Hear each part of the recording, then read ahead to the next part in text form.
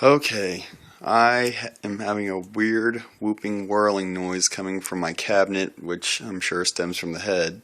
Um, the sound stays very frequent and does not increase with any volume regardless of the channel. So hopefully somebody can help me figure this out. So I'm going to go ahead and press the standby switch, turn it on, and let you guys check this out.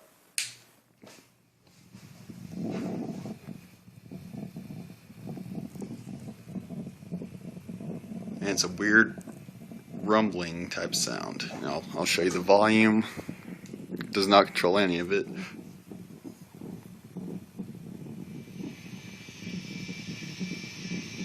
Just your normal high gain static, but the weird sound stays consistent with its own volume. So I'm thinking it could be possibly within the preamp or maybe just a filter cap or something, but if anybody knows exactly what it is, I'd appreciate any response.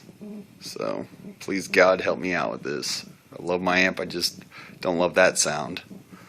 Thanks guys.